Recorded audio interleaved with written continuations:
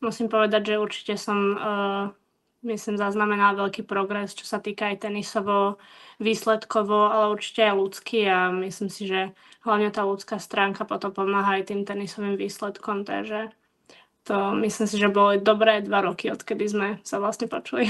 Čo asi bola vlastne také malé víťazstvo a potom už, že sa mi podarilo vyhrať nakoniec celé, to bolo už len taká čerešnička na to. Potom dievčatá v štvorhre, to bolo veľmi napínavé, lebo vlastne vyhrávali 9-2, myslím si, alebo 9-1 dokonca v super tiebreaku a bolo potom 9-8.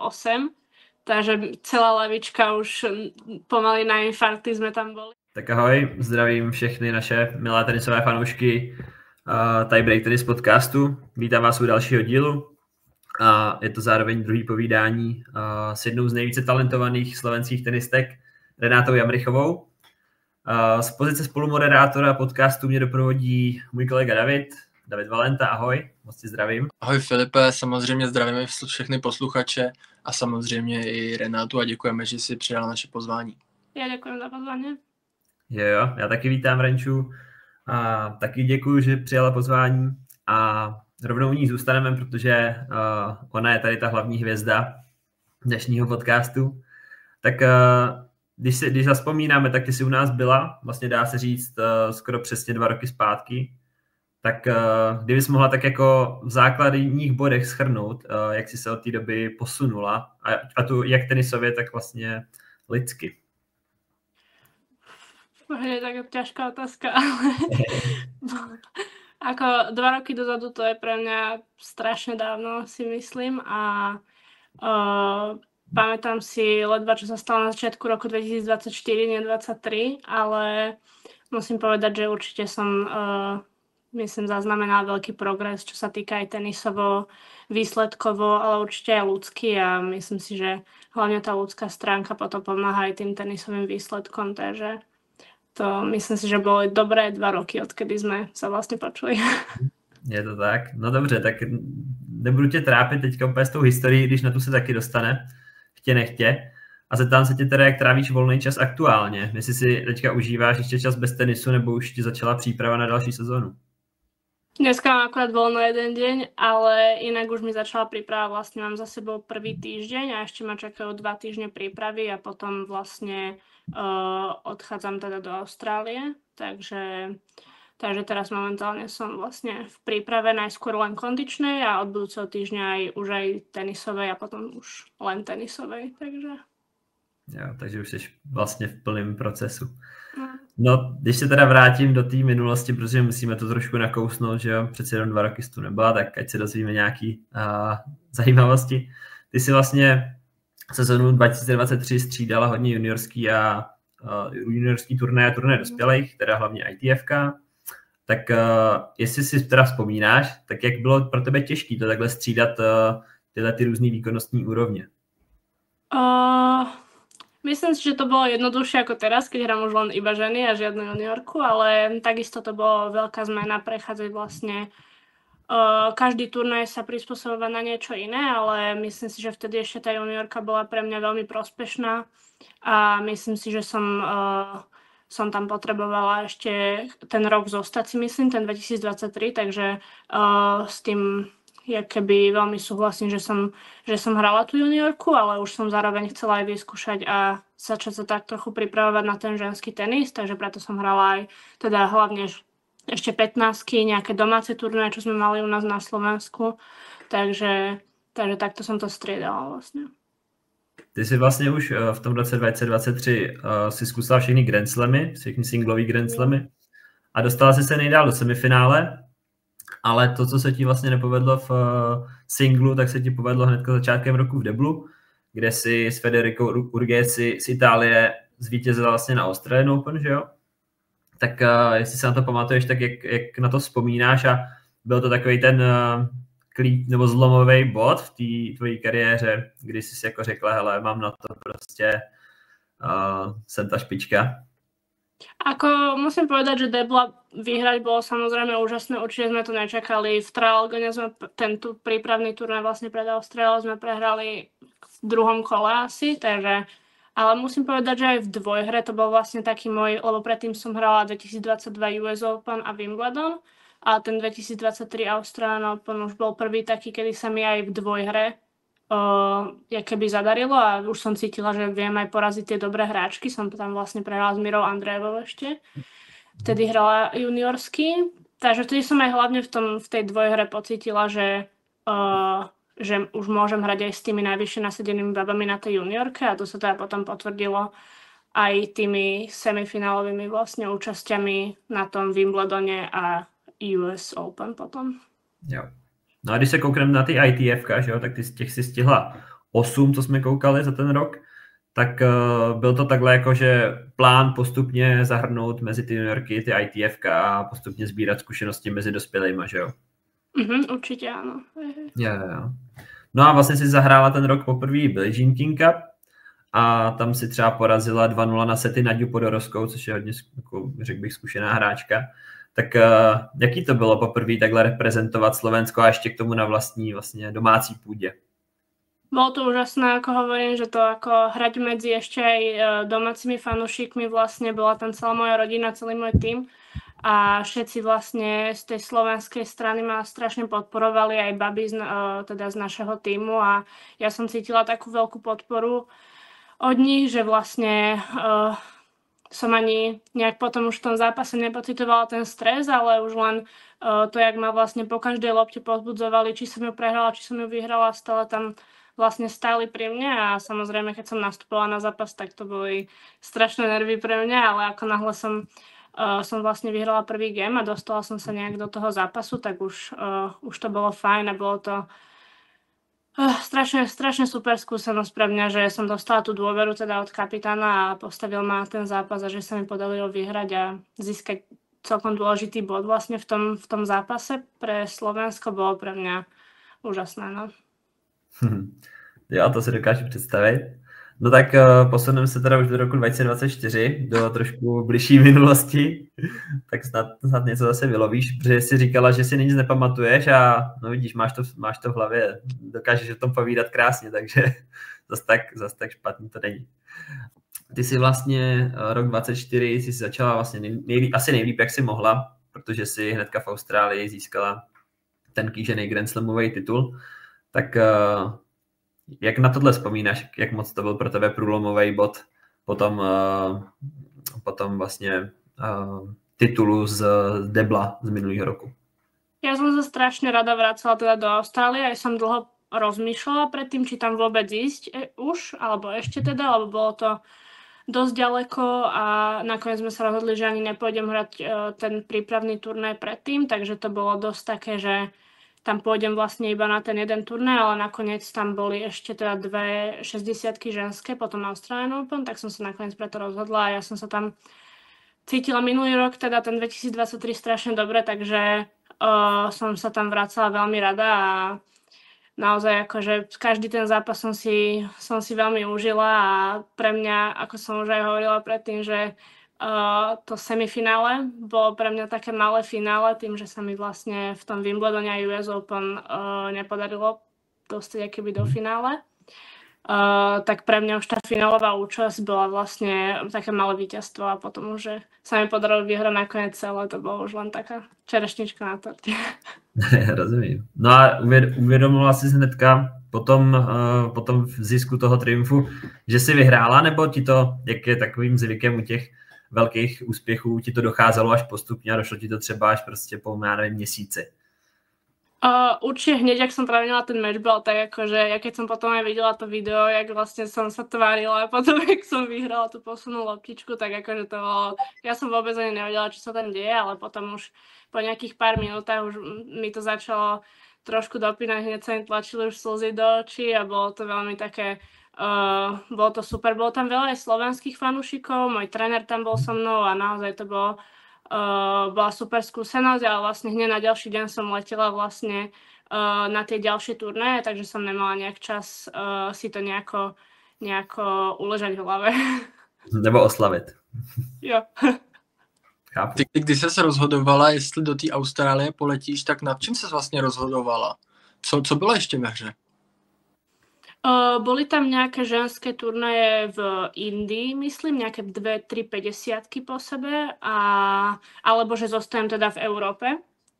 tú zimu, lenže v Európe to bolo, hlavne na začiatku roka sú tie ženské turnaje veľmi silné, lebo všetky hráčky sú teda vlastne tu, ktoré nepôjdu hrať Austráliu, takže nakoniec aj preto som sa rozhodla, že tam pôjdem.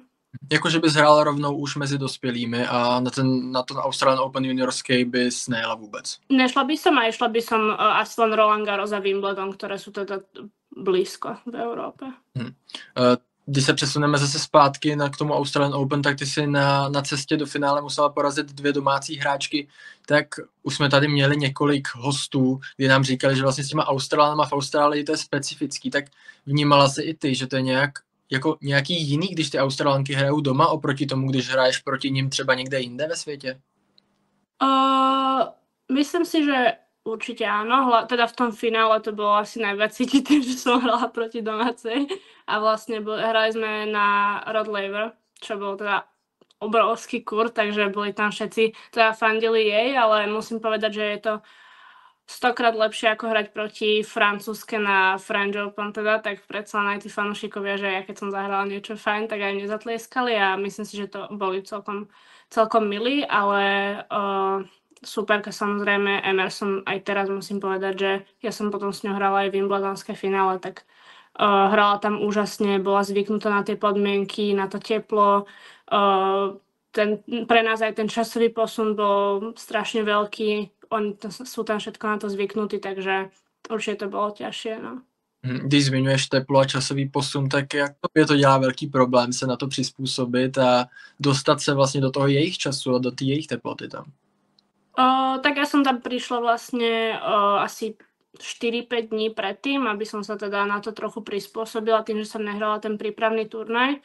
A musím povedať, že už jak začínal turnaj a po tých prvých zápasoch už som bola dobre nastavená aj hlavne na to teplo teda, lebo v tej Austrálii to býva celkom masakér, takže a časový posun takisto.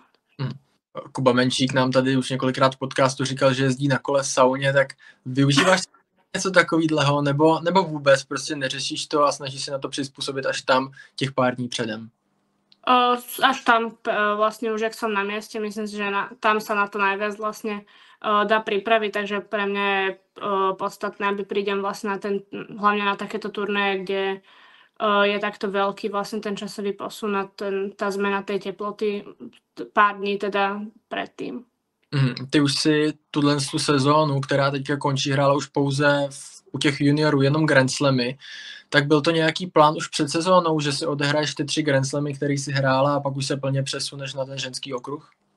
Určite to bolo taký plánované, ale samozrejme som chcela uvidieť aj, jak sa mi bude na tej juniorke dariť, že keby som videla, že stále vlastne som si s nimi rovnocenná, alebo že vlastne ma vedia aj hladko porážať niektoré tie juniorky, tak by som asi možno aj tento rok ešte ostala na tie Grand Slamy všetky a vlastne aj tento 2025 by som možno niektoré zahrala, ale keď sa mi vlastne podarilo vyhrať ten Australian Open a vlastne chcela som si odohrať ešte aj tie európske Grand Slamy, lebo si myslím, že to je blízko, je to super možnosť vlastne hrať tam aj ako juniorka, tak vlastne sa mi podarilo potom teda vyhrať aj Wimbledon a to bolo pre mňa taká bodka podľa mňa za tou juniorskou kariérou, že už je taký ten čas sa posunúť niekam ďalej. Tak na druhou stranu, když je tam možnost se zapsat nějak do té historie tím, že ten Grand Slam prostě vyhraješ a máš tam u tebe, nebo dokážeš to i sama sobě, tak to je asi lepší možná i pro tu budoucí kariéru, dá se říct, ne? Protože na druhou stranu zase možná na sebe hážeš trošku větší bič, dá se říct. Asi trošku áno, ale musím povedať, že strašne rada na to spomínam vlastne aj na ten rok 2023 na tie Grand Slamy, aj 2024 vlastne tie turnaje sú strašne pekné, strašne super, je tam zorganizované a vlastne je to také, chcú vlastne aj podľa mňa tí organizátori ukázať tým juniorským hráčom, že keď budú na sebe proste brutálne makať, takže sa im to podarí potom aj sa sem vracať vlastne ako už veľký hráč. Jak ty si zmiňovala to, že kdyby si cítila, že ty hráčky třeba neporážíš velkým rozdílem, nebo kdyby oni tebe poráželi, tak by si zůstala na tom juniorském okruhu o něco díl, tak v těch zápasech si cítila, že máš tu momentální převahu nad nimi, že si prostě třeba o level jinde než ty hráčky na tom juniorském okruhu? Cítila som to hlavne aj v tých ženách, už jak som ten 2024 rok začala hrať už aj ženy, tak tam som cítila, že už som s nimi vedela hrať a už som si s nimi bola rovnocenná, že aj keď som niektoré zápasy prehrala, tak som cítila, že som tam s nimi na podobnej úrovni, aj to hlavne teda rozhodlo, prečo som sa potom už rozhodla zostať s tými ženami, lebo aj čo som hrala vlastne tie domáce turnaje, 60-ky, mala som aj pár kariet vlastne z toho roku 2023, tým, že som ho skončila tretia, tak som mala pár kariet vlastne na 75-ky, 50-ky a tam som cítila, že ten level už je, že už s nimi môžem hrať. A v čem ten level byl především jiný? Bylo to hlavně ta rychlost, že třeba ten rok předtím si, nevím, nestíhal, nebo nechci říct takhle, ale jakože to bylo prostě, že to byl jiný level pro tebe ještě pořád? Myslím si, že to bol iný level v strašne veľa stránkach, aj psychicky, aj fyzicky určite. A ja som nebola podľa mňa na to ešte pripravená telesne a takto a samozrejme aj herne. Ale aj tá mentalita vlastne toho ženského turnaja je úplne iná ako toho juniorovského. Vlastne, že tie juniorky, ja som mala niekedy prvé 2 zápasy, že som sa vlastne na tom turnaji tak rozohrávala. Aj veľa oni už so mnou nastupovali vlastne s takým rešpektom, že idú hrať proti mne a to bolo vlastne pre mňa výhoda a na tých ženách sa to absolútne nerieši, aká som ja juniorka, aký som vyhrala turnaj, takže to je určite najväčší rozdiel, že tam je úplne jedno, kto vám stojí na druhej strane, ale bude tam proste každú loptu bojovať a vyskúša hociakú taktiku, hoci čo zahrať, hociaké mentálne hry a vlastne všetko preto, aby vyhrala. Každopádně se ti povedlo na každém Grand Slamu, co se hrála, získat ten Grand Slamový titul, jak jsi říkala. V singlu to bylo ještě na Wimbledonu a v deblu to bylo na Roland Garros s Terkou Valentovou. Tak je to celkem slušný výčet na to, že si vůbec nehrála ty juniorky a hrála si jen ty Grand Slamy a vlastně vyhrála si skoro vše, co se dalo, dá se říct. Áno, vlastne po tej Austrálii to bolo naozaj také, že už som vedela, že vlastne budem hrať na 99% len Roland Garros a Wimbledon, takže už som vlastne hlavne ten Wimbledon som vedela teda, že to je môj posledný juniorský turnaj, tak to bolo, som tam išla s takým, že chcem si proste len užiť každý ten zápas a vlastne užiť si tam aj ten čas s tými ľuďmi, čo som tam vlastne za celé tie 4 roky spoznala a bolo to pre mňa naozaj asi jeden z najkrajších vlastne turnajov a momentov za tento 2024 rok. Když jsi zmiňoval Wimbledon, tak věřila jsi na trávě, nebo co pro tebe vůbec ta tráva znamená? Věříš si, že třeba v budoucnu můžeš na té trávě jednou dokázat vyhrát i ten Wimbledon mezi ženami? To neviem, ale určite sa mi tam hrá veľmi dobre, musím povedať. Ja som vlastne ani pred Wimbledonom som tiež nešla hrať Roehampton, ani tú jednotku, že som išla rovno vlastne na Wimbledon a doma som ani nehrala na tráve ani raz. Takže som vlastne rovno prišla na ten Wimbledon ako vlastne s totálne nulovou prípravou na tráve, ale jak som nastúpila do toho zápasu, tak cítila som sa tam dobre mi išiel servis, údery, vlastne proste tak automaticky som bola na to akože nejako pripravená aj bez toho, aby som na tom nejako trénovala predtým. Roland Garros si vyhrála teda pouze double s Terkou Valentovou. Jak se ti s ní hrálo? Ona vyhrála vlastně i single, ona vyhrála single, že na Roland Garros. Tak jaký to pak bylo hrát tu 4, když tě vyřadila z toho singlu, který je možná o něco cennější než ten double? Pre mňa to bolo úplne v pohode, musím povedať, lebo myslím si, že zaslúžila úplne na plnej čiare vyhrať. Ja som sa tiež necítila zrovna najlepšie, bola som trochu chorá, ale to bol určite jeden z najlepších štvorier, aké som kedy hrala, bolo s Terkou Valentovou.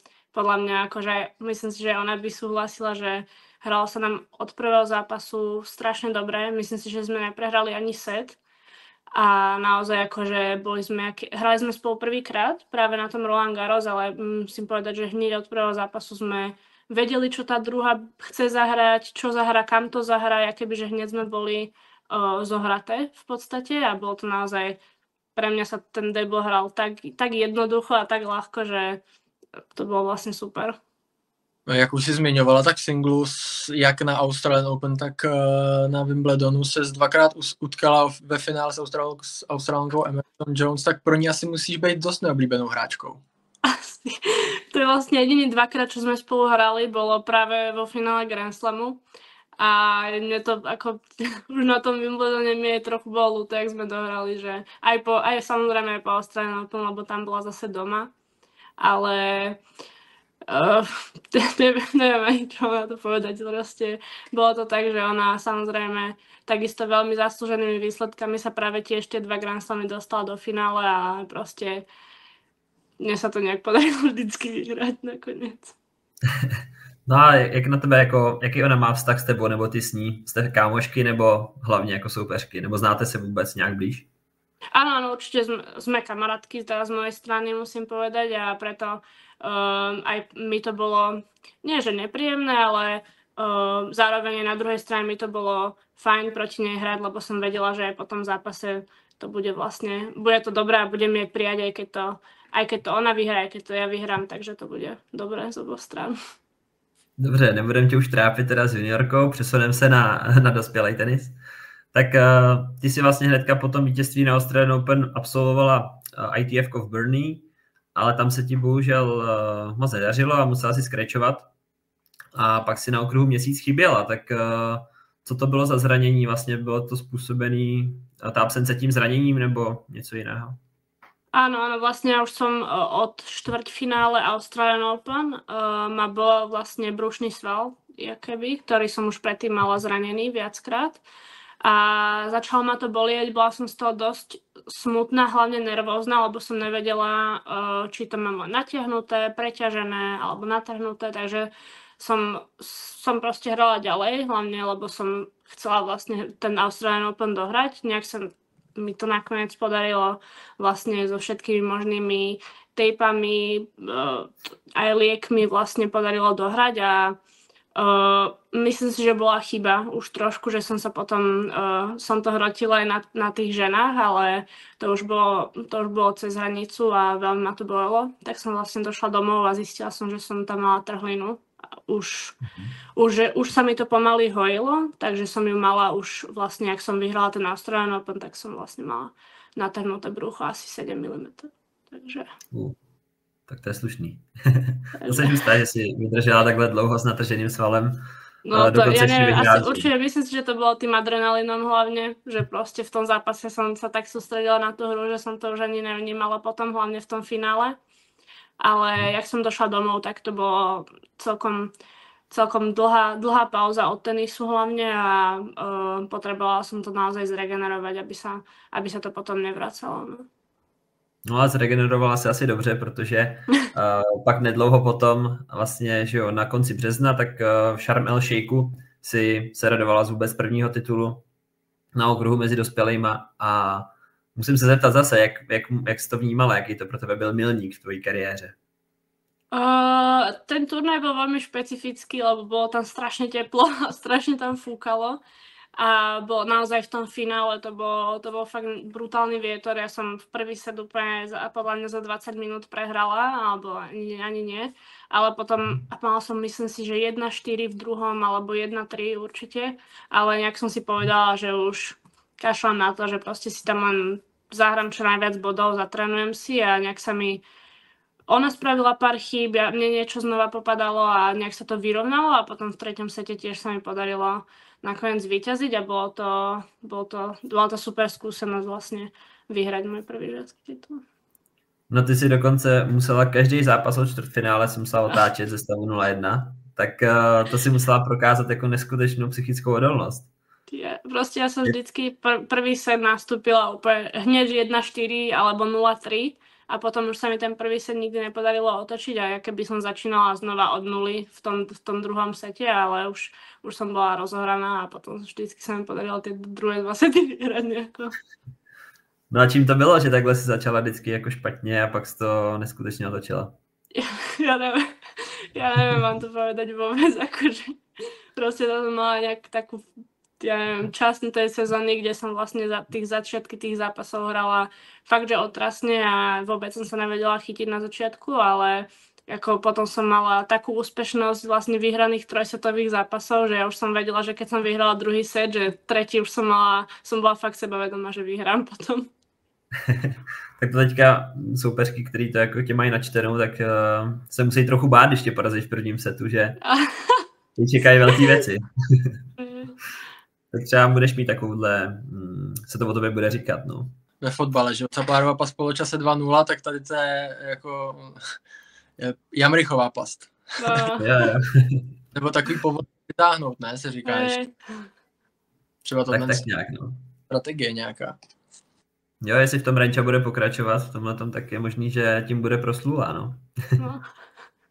No, ty si pak vlastně byla taky poprvé v nominaci na Billie Jean King Cup proti Slovinkám a hnedka se dostala příležitost. Tak bereš to tak, že už máš jako pevnou pozici v tom týmu? Určite tak neberiem, ja som vždycky len šťastná, že som vôbec nominovaná do toho týmu a to, že som bola znova keby postavená na ten zápas druhýkrát, ale tentokrát to bolo vlastne o postup do finálovej skupiny a bolo to vlastne za stavu 1-1, alebo ne. Proste bolo to, viem, že to bol rozhodujúci bod vlastne, že tým, že som vyhrala, tak sa nám podarilo tým pádom postúpiť. Takže to bolo pre mňa ešte úplne niečo iné, jak ten prvý zápas, čo som hrala. Ale musím povedať, že v tom zápase sa mi hrala na začiatku, prvých pár gemov som bola strašne zadýchaná, strašne nervózna som bola, ale potom, jak som vyhrala vlastne znova tie prvé gemy, tak to zo mňa opadlo a potom už si myslím, že som hrala naozaj dobre a znova to bolo doma, takže to som bola už trošku jakoby pripravená na to, čo nám tam bude čakať jakoby od tých fanúšikov aj od môjho týmu, takže to bolo naozaj skvelé, že znova vlastne tam pri mne boli a pozbudzovali ma a vlastne ma to len stále tlačilo dopredu a nakoniec sa mi podarilo teda vyhrať. Jo, já se ještě musím teda opravit, já jsem řekl poprvé, ale samozřejmě už to bylo podruhé, co byla nominovaná, pardon, tak se omlouvám. Ale k Billie Jean King Cupu se ještě dostaneme později. Ještě musíme probrat to, co následovalo potom v té sezóně. A ty si vlastně týden potom Billie Jean King Cupu si získala druhý titul na ITF-ku a opět zase velice náročný zápasy. I když si ve všech byla vlastně favoritka, dá se říct, tak zase si se trápila trošku. Tak jsem se tě chtěl vlastně v návaznosti na to zeptat, jaká ti vyhovuje ta pozice, jestli když jsi takhle v tom turnaji ta favoritka, anebo spíš outsiderka?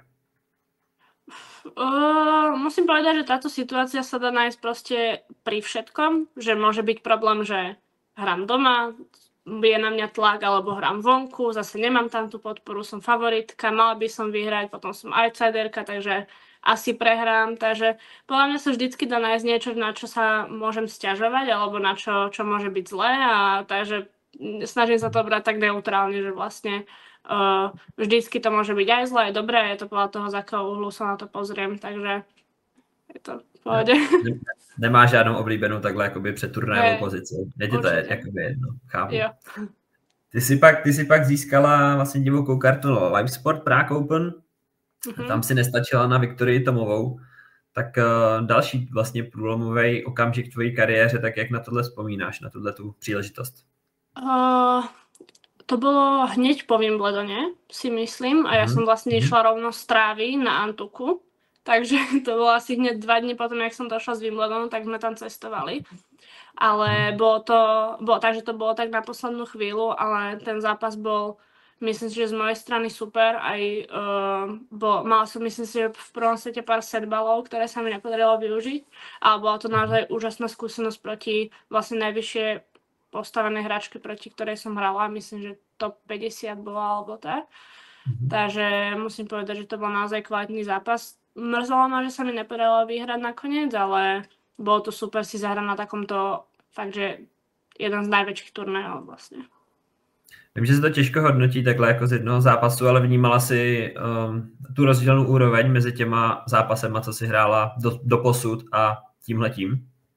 Tak určite je to obrovský rozdiel medzi 15-kami a 250, že tie hráčky vlastne všetko majú zmáknuté, vlastne vedia hrať vysoké lopty, kraťasy, servis, volej, vlastne všetko ako a každá hráčka má v niečom obrovské zbranie a vlastne pomaly už žiadne slabiny, takže naozaj je veľký rozdiel, že každá jedna tá hráčka z toho pavúka tam bola proste výborná, takže...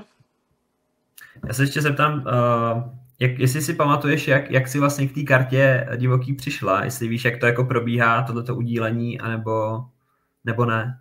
Myslím si, že to bolo nejak na výmenu, možno so Slovenským tenisovým zväzom, alebo niečo také, ale ja som pôvodne mala dostať kartu do kvalifikácie a potom fakt, že na poslednú chvíľu, asi deň pred kvaldou, mi bolo oznamené, že teda do hlavnej ju dostanem, takže, lebo myslím si, že niekto tam, práve Terka Valentová, myslím, že vypadla kvôli zraneniu, takže to bolo pre mňa ešte úplne iná dimenzia, to, že si zahrám vlastne hlavnú súťaž. A v 81. místě žebříčku si s tou pozicí spokojená po té sezóně, když si vemeš, jak probíhala, je to obrovský posun oproti té následující a vlastně od té doby, co tady byla naposledy. Určite áno, ako hovorím vám ja väčšinou, že teda sa nepozerám na rebríčky, ale na to, ako sa cítim a na to, ako vlastne som sa posunula teda herne a potom samozrejme aj s tým progresom aj prichádza potom ten rebríček a tie výsledky, ale musím povedať, že aj rok 2023 a 2024 je obrovský rozdiel, si myslím, aj herne, aj mentálne, že vlastne ten posun tam je a vlastne potom to ukazuje aj ten rebríček. Ty si říkala, že se nekoukáš na žebříček a že hlavně podle toho, jak se cítíš, tak jak se celou cítila a jak si vnímala ten svůj posun. Je to těžký, ptali jsme se na to už na začátku, ale přeci jen nějaký ten posun u tebe určitě rozhodně musel nastat a musíš to cítit i ty. Samozrejme, v každej sezóne sú aj nejaké tie horšie chvíle, aj tie super chvíle, takže určite to nebolo, že celý rok som sa vlastne cítila skvele a cítila som posun a jak sa posúvam, samozrejme. Tam boli aj chvíle, kedy som cítila, že stagnujem, že proste neviem sa nejak nájsť v tej hre, neviem nájsť nejakú tú svoju hernú identitu, ale vždycky som sa snažila na tom kurte podať maximum a to si myslím, že aj na tréningoch, aj mimo kurtu. Takže myslím si, že to by som mala hodnotiť vždycky pozitívne. Takže. Jak se to může otočit takhle, když se třeba cítíš špatně na tom kurtu? Je to tou tvrdou prací, že si řekneš, že tak budu ještě třeba víc na sobě pracovat, aby se to třeba obrátilo v můj prospěch? Myslím si, že áno, že ako aj keď sa možno pracuje na 100% a tie zápasy nevychádzajú, alebo proste mi to nejde v tom zápase, tak to je, myslím si, že je to len otázka času, kedy sa to preklopí na tú druhú stranu a vlastne to začne byť, začne to tam vlastne padať a začne sa cítiť viac sebavedomo na tom kurte a takže myslím si, že to je, že keď vlastne viem, že do toho dávam 100%, tak čas potom ukáže, že sa to otočí na tú druhú stranu. Když se přesuneme na ten Billie Jean King Cup, který byl teďka nedávno a je to vlastně asi jeden z těch tvých zatím největších úspěchů, tak jak probíhá taková nominace, ať už na ty první kola nebo na ten závěrečný turnaj, je to nějak, že se ti ten kapitán ozve už před tou tiskovou konferencí nebo čekáš až na tu tiskovou konferenci, jestli vůbec budeš nominována? Vlastne teraz som sa to dozvedela práve po tej tlačovke vlastne a jak vyšiel vlastne článok od Slovenského tenisového zväzu, že som vlastne znova nominovaná na tento finálový turnaj, takže ja som sa strašne tešila, že vždycky som vlastne, zatiaľ som ani raz nikde, okrem toho Glasgowu, ten úplne môj prvý Billie Jean King Cup, inak sme boli vždycky doma zatiaľ, tak som sa tešila, že znova niekde vycestujeme s tým tímom a že tam budeme spolu a mali sme vlastne v prvom kole hneď Ameriku, čo bolo pre nás vlastne neskutočne ťažký super, takže sme si mysleli teda, že tam nepobudneme teda až tak dlho, jak sme nakoniec zostali, takže to bolo super pre mňa tam tráviť celý ten skoro 2 týždne vlastne s tým týmom. Jak dlouho jste se třeba přesouvali před tím turnajem do té Malagy? Absolvovali jste třeba už nějaké tréninky na Slovensku? Myslím si, že také cca 3 dni sme boli už vlastne doma v NTC a potom sme sa presunuli asi také 4 dni pred tým zápasom už s tou Amerikou sme trénovali už v Malage. Jak moc se těšíš reprezentovat tu Slovenskou republiku, protože vy tam máte celkem tým, který tam je docela dlouho pospolu, i to je jako většina hráček kolem toho nejlepšího tenisového věku. Ty jakou tam třeba máte atmosféru a jakou tam máte partu? Myslím si, že strašne veľa toto hrá hlavne v týchto tímových súťažiach, že vlastne ten team spirit a tá chémia vlastne medzi tými hráčkami. Ja musím povedať, že babi ma vždycky super príjmu do toho tímu. Myslím si, že si veľmi rozumieme a máme naozaj dobré tie medziľudské vzťahy v tom tíme a to sa potom aj ukazuje podľa mňa na tých zápasoch, že vlastne sa tam naozaj povzbudzujeme, držíme si palce a preto si myslím podľa mňa, že sa nám aj podarili také úspechy, keď sme mali. Ty už si zmínila, že v prvním kole jste hnedka narazili na Spojený státy americký, který asi byli favorizovaný, to si musíme přiznat, ať už žebříčkově, nebo prostě i třeba zkušenostma z toho kruhu. A ty konkrétně se utkala s Taylor Townsend hnedka v prvním zápase.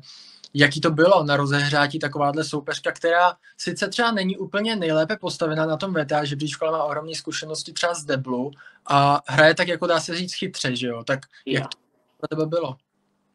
Musím povedať, že my sme sa pripravovali teda na úplne inú hráčku a to práve na tú Peyton Stearns, ktorá vlastne hrá úplne iný tenis ako práve Taylor Townsend, lebo takže to bolo úplne vlastne, som nastúpila proti úplne inej hráčke, ako som vlastne predpokladala a naozaj som nikdy v živote proti nikomu takému nehrala, lebo ten servis, strašne šikovná ruka, ako naozaj to hrala veľmi, veľmi zaujímavá a musím povedať, že celý zápas som sa nevedela vlastne tomu prispôsobiť, nevedela som sa nejak dostať do takej hry alebo tak, takže naozaj mi to robilo veľké problémy a bolo to niečo úplne iné, na čo som bola zvyknutá proti ostatným hráčkám.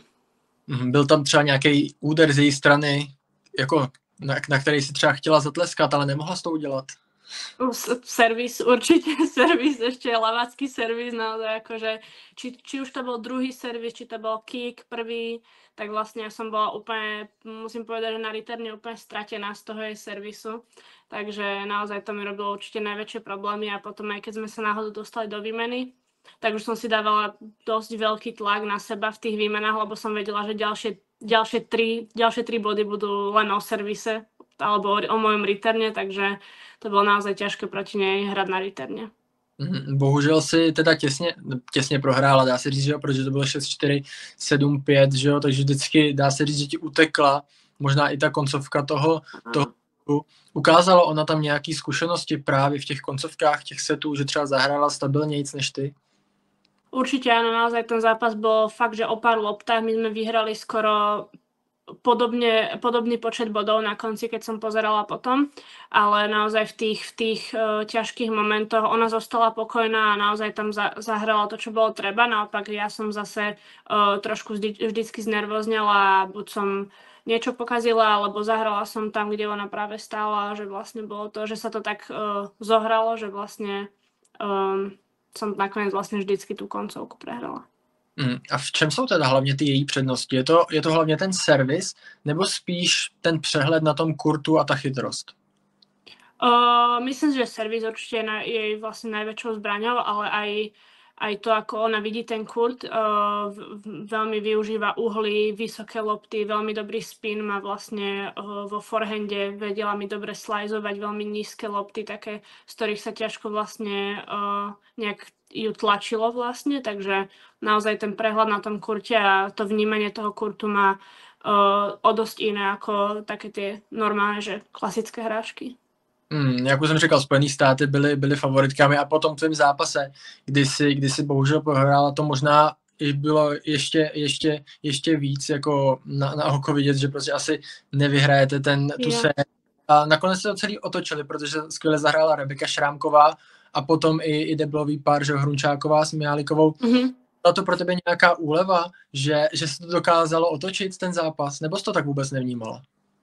Musím povedať, že v tom momente som to vôbec nevnímala, proste som len strašne držala palce a strašne som hneď išla pozbudzovať vlastne Rebeku, hneď jak som dohrala ten svoj zápas a naozaj zahrala brutálne a bolo to naozaj úžasný zápas jej strany, takže to som sa strašne tešila, že sa jej to podarilo vlastne vyhrať a potom dievčatá v štvorhre.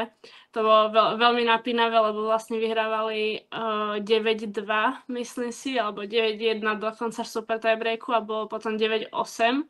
Takže celá lavička už pomaly na infarkty sme tam boli, ale nakoniec sa im teda podarilo zvíťaziť 10-8 a bolo to, ja som proste ani nemala čas vlastne vnímať ten svoj zápas a ako som ho hrala, alebo nejak to rozoberať, lebo som len sa už sústredila potom na tie zápasy, ktoré hrali baby.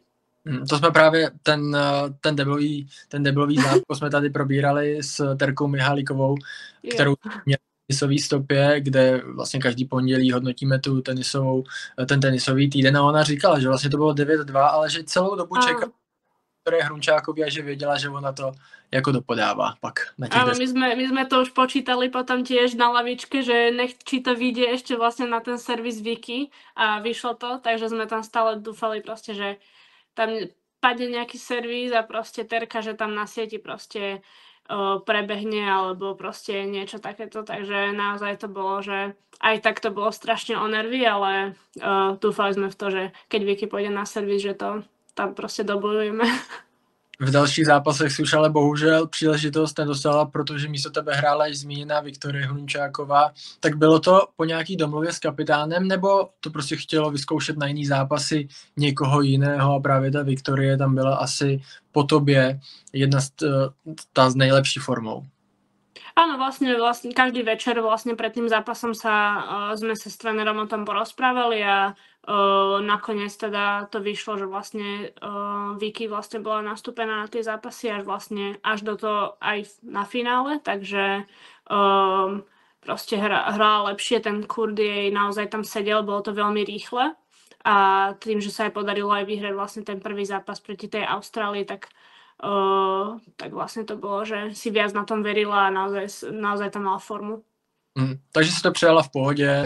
Pre mňa bolo to, že som vôbec nastúpila na finálovej vlastne v tej finálovej už časti toho, tak to bolo naozaj, že niečo pre mňa úplne iné. Naozaj nehrala som doma prvýkrát, alebo hneď prvý zápas to bol vlastne vôbec, takže to bolo pre mňa úplne iná skúsenosť ako hrať Billie Jean King Cup doma, iba nejaké stretnutie. Takže pre mňa to bolo naozaj úžasné, že som vôbec mohla nastúpiť na jeden zápas. A na druhou stranu asi věříš, že ta tvoje pozice v tom týmu přijde asi třeba ještě za pár let a ty ten tým jednou budeš táhnout. Ja dúfam, že budem nominovaná na ďalší Billie Jean King Cup, to je zatiaľ môj cieľ. Celý turnaj se velice dařilo Rebece Šrámkový. Ona vystřelila, dá se říct, od září, zahrála na tom VTAčku neskutečný výkony, předváděla neskutečný tenis, dá se říct.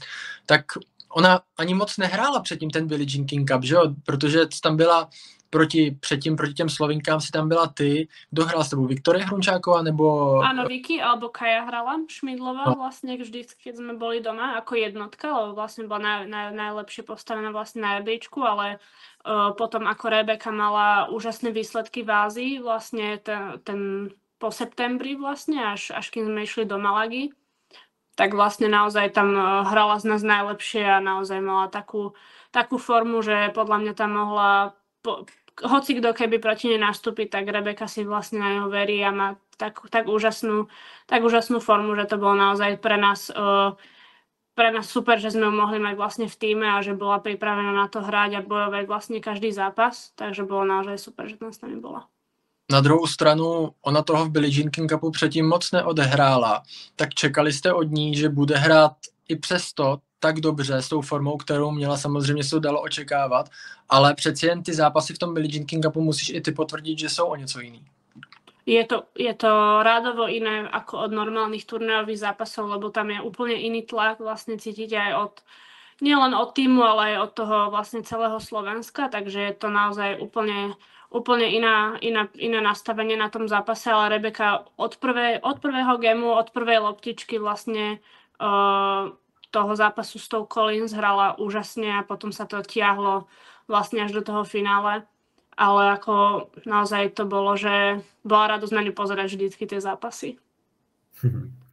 No vy jste každopádně teda, jak si už jsme tady zmínili, jste došli až do finále, tam jste podlehli Italkám to poměrně jednoznačně, tak že jo, Italky měly vynikající formu, to jsme všichni viděli po celý ten turnaj, tak jak jste vnímali ty okamžiky před tím střetnutím, jestli jste vnímali, že jsou hodně našláplí a jak moc jste si věřili?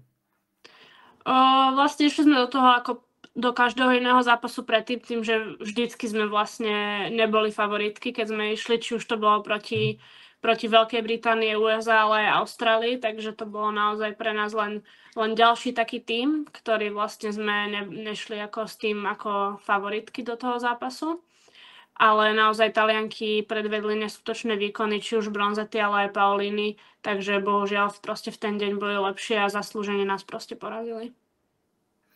No tak jako tak jste ale udělali úplně neskutečný výsledek pro slovenský tenis, to se musí nechat. Tak zeptám se vlastně, jaký byly ty cíle před tím turnajem, s čím jste do toho šli? Samozrejme, chceli sme prekvapiť určite Ameriku, tým, že ani nemali tam vlastne tie úplne že top hráčky ako Pegula, Navarro alebo Gauff, ale aj tak ten tým bol proste brutálny pre nás a my ako Slovensko vlastne tak najmenšia krajina vlastne zo všetkých, čo boli vlastne v tom finále, tak to bolo pre nás neskutočný úspech ten prvý zápas, že sa nám podarilo vlastne postúpiť, ale určite sme pre tým finále vlastne nešli so žiadnymi určitými cieľmi. Jo.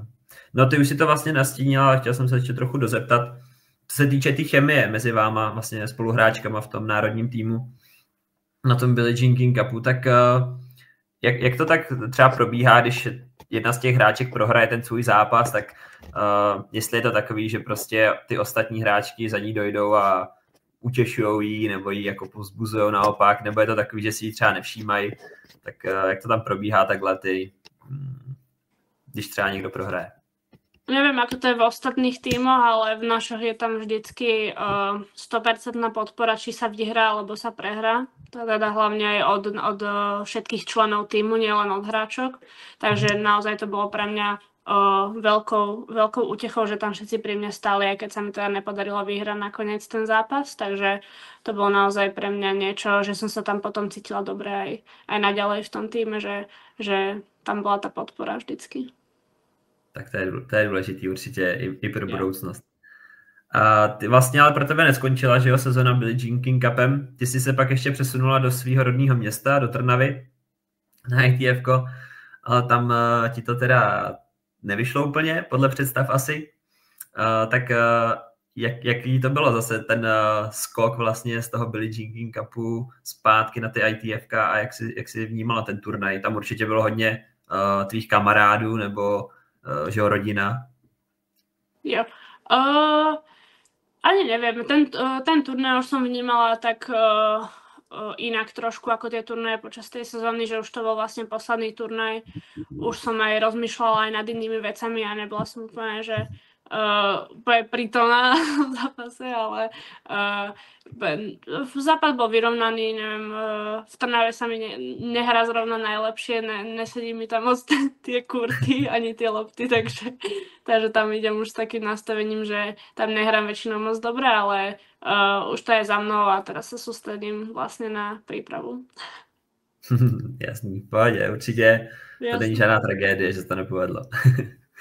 No, takhle, my se přesuneme teda protože jsme vyzvali své fanoušky, aby ti taky položili nějaké otázky na sociálních sítích, tak tady nějaký máme, jsme vybrali, konkrétně asi 6, tak začneme s tím. První se ptá fanoušek, jaký máš aktuálně vztah s trenérem?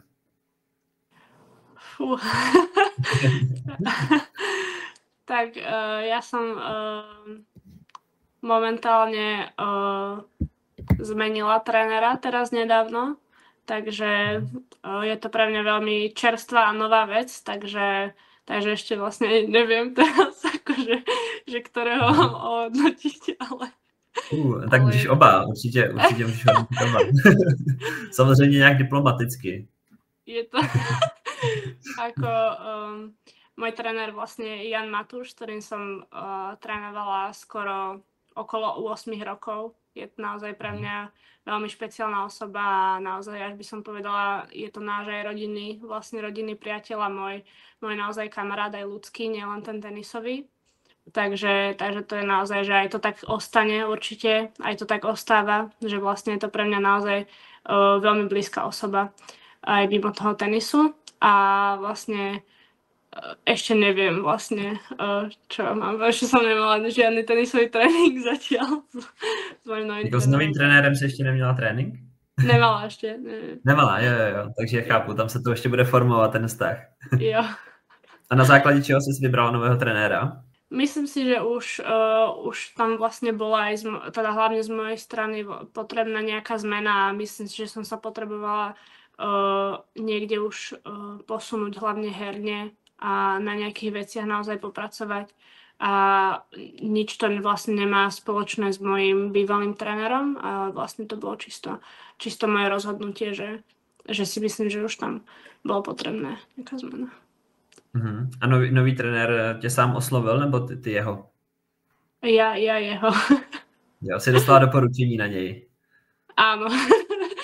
A můžeš prozradit, jak se jmenuje? Zatiaľ by som ešte nehovorila radšej. Dobře, necháme ho takhle ještě v anonymitě, ale určitě se to dozvíme brzo. Jasné, už to. Dobře, tak přesuneme se teda na další otázku, nebudu tě trápit. Tak s jakou slovenskou tenistkou si nejvíce rozumíš? Určite s Terkou Mihalíkovou. Musím povedať, že to je naozaj vlastne aj z toho týmu je proste jedna z dievčat, s ktorým naozaj si myslím, že rada trávim čas. Aj teraz sme spolu vlastne, takisto sme začali prípravu, takže sme aj spolu vlastne v Bratislave. A je to naozaj jedna taká z mojich najbližších tenisových slovenských osôb, ale samozrejme aj s ostatnými bavami si rozumiem. A znáte se teda už asi dlouho odmala, že jo? Odmala nie, zase ona je odo mňa staršia, ale vlastne odkedy som nastúpila vlastne do Billie Jeanu, tak odtedy vlastne sa spolu vždycky stretávame aj na prípravu, aj keď sme obidve náhodou doma, aj ona ma chodí pozerávať aj na juniorku, keď som hrala 2023 a 2024, keď sa stretneme náhodou na tom Grand Slame, že ja juniorskom a na ženskom, tak vždycky ma príde pozrieť aj ja ju, takže to je super. No a tady další otázka na to trošku jako navazuje, byť je od nikoho jiného. Tak jaké jsou tvoje největší kamarádky na okruhu ITF obecně? Ako myslím si, že ja mám fajn vzťahy s veľa babami, hlavne na tej juniorke. Už teda ma trošku mrzí, že už ich teda budem určite pomenej vídať, hlavne teraz už tieto roky. Ale určite som mala veľmi dobré vzťahy s Federikou Urgesi práve, s ktorou som hrala celý ten 2023 rok, vlastne všetky štvorhry a sme sa vlastne stále stretávali aj s celým jej vlastne talianským tímom, takže veľmi mám rada všetky Talianky, aj chlapcov Talianov, takže celý ten talianský tím je naozaj pre mňa takou malou tenisovou rodinou, to bolo pre mňa vlastne ten rok 2023. Když na tebe koukám, tak promiň, ty jsi takový italský typ, ty trochu vypadáš taky jako Italka, tak možná právě proto jakoby to vyjme takový bližší vztah. Neviem, odkedy sme spolu hrali štvorhru vlastne s Federikou prvú, tak odtedy mňa aj s trénerom vlastne strašne prijali všetci tí Taliani a ich vždycky chodí strašne veľa. Veľa trénerov, veľa hráčov, veľa aj kondičných, aj, takže ich tam naozaj veľa, takže som rada, že sme tam vždycky boli, tak všetci spolu vlastne. Máš ráda talianské chlapce, jo, teda. Jaký máš cíle pro další sezónu? Táto otázka ma bude do konca života, ale určite tam nemám žiadne rankingové ciele, alebo ciele, ktorý turnaj by som chcela vyhrať, alebo kam by som sa chcela posunúť vlastne, ale určite hlavne sa posunúť tenisovo, posunúť sa aj mentálne, ako to snažím sa robiť aj vlastne doteraz a takže vlastne veľmi jednoduché. Je to jednoduché, máš pravdu, že tohle se vlastně ty lidi ptají pořád u každého. Áno, je to podľa mňa je to ťažká otázka, lebo ak si človek podľa mňa dáva nejaké určité ciele, napríklad rebríčkové, tak sa vlastne hodnotí len podľa toho, či to splnil alebo nie, a pritom niekedy to môže ten hráč aj splniť, ten rebríčkový cieľ, ale môže hrať horšie ako minulý rok, môže sa cítiť horšie a naopak niekedy ten cieľ vôbec nemusí splniť, ale cíti v sebe ten obrovský progres, čo urobil, a vôbec to pritom. Takže to by sa to podľa mňa nemalo hodnotiť ako podľa toho rebríčku alebo tak. Hlavně každý hráč to má jinak, že jo. Když jsme měli třeba Kubu Menšíka před rokem, tak dává nějaký cíl, jako který chce mít žebříčkový na lednici doma. To minulý rok už v březnu to splnil. Ten rok tam má 30, tak uvidíme, jestli se mu to podaří. Každopádně jsme natáčeli s Kubou další podcast, takže si můžete poslechnout. Ale jak říkám, tam to podle mě má každý jinak a jak říkáš i ty, tak samozřejmě každý jako nikdy nevíš, co se stane. Prostě ne, že by ti někdo přál nějaký zranění, nebo to, ale prostě každý 3/4 roku nemusí hrát a vlastně z toho úplně vypadne a je to vlastně na nic, no, nebo takže otázka, jestli máš do budoucí sezóny v plánu objíždět i turné VTA, je vlastně taky taková podobná. Jak zvládáš třeba Slávu, když ty jsi z Trenčína? Poznávají tě tam lidi třeba nějak a chtějí třeba s tebou nějaký fotky nebo nějaký podpisy? Musím povedať, že samozrejme, keď sa mi podarilo vyhrať napríklad Australian Open alebo Wimbledon, tak myslím, že pár ľudí ma poznalo niekde proste v obchode, alebo niekde som bola, takže to bolo, samozrejme, mňa to strašne vždycky poteší a je to naozaj niečo, čo si naozaj užívam, že môžem tým ľuďom aj proste to, hocičo proste, podpis, fotka, čokoľvek, čo budú chcieť, ale musím povedať, že na to, aby som si môžem hovoriť, že som slávna, tak by som mala byť niekde úplne inde, takže ešte to nepovažujem ako nejakú, že slávu alebo niečo také. Tak teď to je zatím v Trnavě, ale pak to bude třeba po celé Slovenské republice. Možno, no. Mě pak zajímalo, to už není ze sociálních sítí, už jsme to všechno vyčerpali, ale vlastně jsem si neuvědomil, že jsme se vůbec nezeptali na to, jak ty si třeba vnímala tu dopingovou kauzu ohledně třeba Igy Swiatek, Jannika Sinnera a ohledně Nikoly Bartuňkový, která vlastně měla, že jo, nevím, rok, ale oni to pak zmírnili na ten rok, takže už může trénovat a může hrát i turné od nové sezóny. Ale dá se říct, že ten Jannik Sinner a Iga Swiatek to měli tak jako zakopaný, že se o tom vůbec mluvilo a dostali zákaz činnosti na nějaký měsíc, kdy se třeba vůbec nehraje. Jak to vnímáš? Je to veľmi ťažké hodnotiť tým, že nevidím vlastne dovnútra toho úplne, tým, že sa iba niečo z toho vlastne dalo na povrch a niečo z toho sa vlastne napísalo, ale myslím si naozaj, že každý hráč by mal mať vlastne rovnaké to hodnotenie toho, že koľko by mal nehrať, a myslím si, že veľa hráčov bolo aj neprávom vlastne obvinených z toho antidopingu a pritom naozaj to ani nemuseli oni proste brať a dostali na rok dištanc hneď z fleku, tak myslím si, že každý hráč by malo by byť rovnaké merítko v podstate na tých hráčov. To je taký môj asi názor na to. A jak si to hlídáš ty, tohle, abys nepožila žádnou zakázanou látku, nebo si to třeba nedostalo někam na povrchu tvýho těla třeba?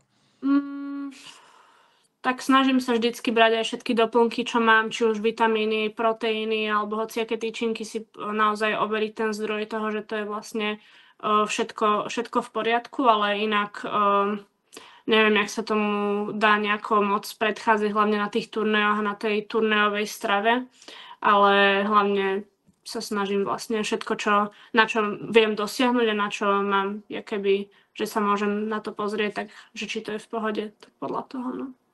Tak jo, já si myslím, že pro dnešní podcast to je ideální konec. Zvládli jsme to za hodinku, což je podle mě úplně ideální. Renčo, moc ti děkujeme, že jsi už podruhé přijal naše pozvání. Děkujem. Doufám, že to nebylo naposledy a že třeba za další 2 roky jak je těžký se probojovat do elitní stovky. Že? Tak doufám, že by to tak bylo, no. Filipe, děkuji tobě, že jsi tady s náma, dá se říct, že takhle výjimečně byl. Je to tak, já jsem takový jenom záskok, to se dlouhodobě ví, ale vždycky mám štěstí na dobrý hosty, takže to se potvrdilo i teď, takže doufám, že to bude pokračovat. A taky děkuju. Ďakujem pekne. Ja. Zajímavé je, že ty chodíš vždycky, když jsou v podcastu jenom ženy, nevím, čím to je, ale... Divný, no. Každopádně děkujeme i vám, že nás posloucháte. Jak už jsem říkal, vyšel podcast s Kubou Menčíkem, který si rozhodně poslechněte. Vyšel podcast s Adamem Pavláskem. Vyjde podcast i tady s Renčou, jak jistě jste teďka doposlechli. Takže děkujeme vám, že nás posloucháte. Sledujte nás na sociálních sítích a mějte se fajn a naslyšenou. Majte sa. Ahoj, mějte se. Nezapomeňte ani na náš pravidelný pořad Tenisová stopa, který vysíláme každé pondělí v 19:30 a to po celou tenisovou sezónu, tedy od začátku ledna do začátku prosince. Připojte se a pojďte s námi debatovat o tenise.